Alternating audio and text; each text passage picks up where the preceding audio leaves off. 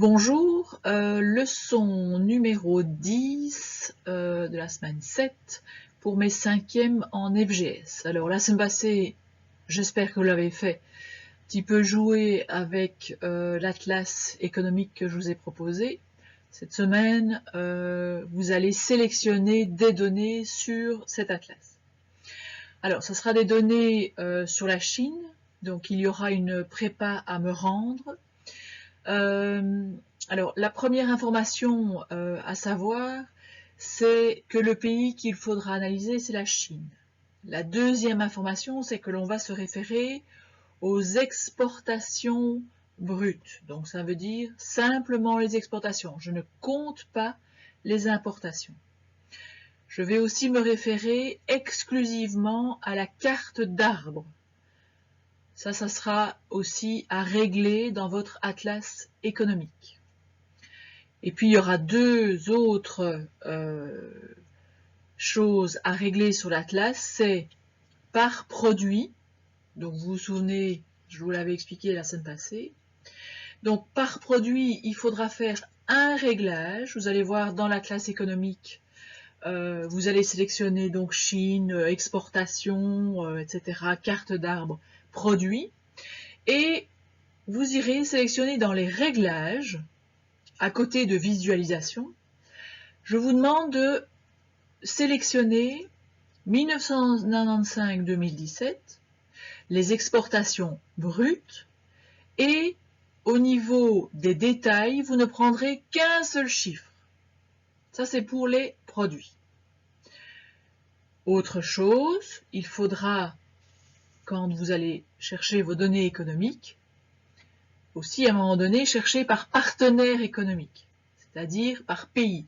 Donc vous sélectionnerez exportation, partenaire, et dans l'onglet réglages, vous irez sélectionner de nouveau 1995-2017, exportation brute, et par région, pas par pays, par région. Comme ça, vous allez avoir une information par continent ou par sous-continent, mais on n'aura pas des informations trop détaillées par pays, c'est pas très intéressant. Alors, ça, j'espère que vous aurez donc trouvé sur votre atlas économique. Première chose, dans le petit document en annexe que je vous proposerai dans l'email, vous allez avoir un premier exercice.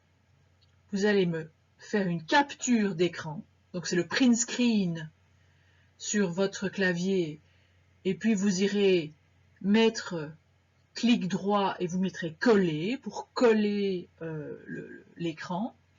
Donc je vous demande de chercher les exportations brutes par produit pour la Chine avec les détails suivants, 1995-2017, au niveau des détails, un chiffre seulement. Donc vous me collerez sur le document Word la capture d'écran, la carte d'arbre.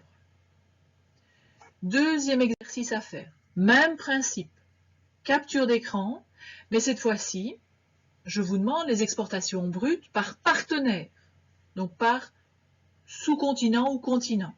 Toujours pour la Chine, 1997-2017, et au niveau du détail, donc c'est par région. Print screen, clic droit, vous collez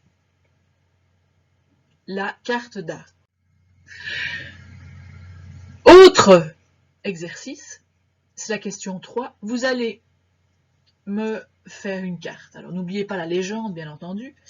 La carte qui représente les flux commerciaux que vous avez trouvés sur vos deux cartes d'arbre. Donc les exportations entre la Chine et le reste du monde. Donc je ne prends que les informations du point 2 par région ou sous-continent. Donc vous allez trouver une légende qui est appropriée pour me montrer les exportations entre la Chine et le reste du monde. Une légende qui sera une légende avec des flèches. Il faudra jouer sur la grosseur des flèches pour montrer l'importance des exportations vers certaines régions, et plus le trait est fin, moins les exportations sont importantes.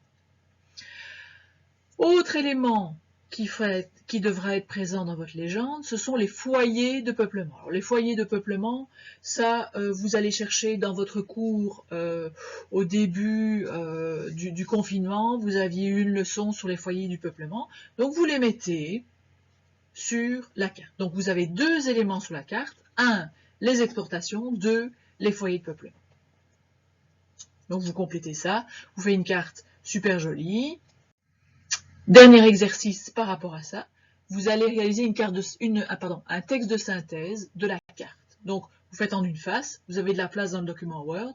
Évidemment, on est au cours de géo, donc vous allez utiliser des repères géographiques bien particuliers, évidemment, pour m'expliquer ça. Donc en une face, ça sera très bien.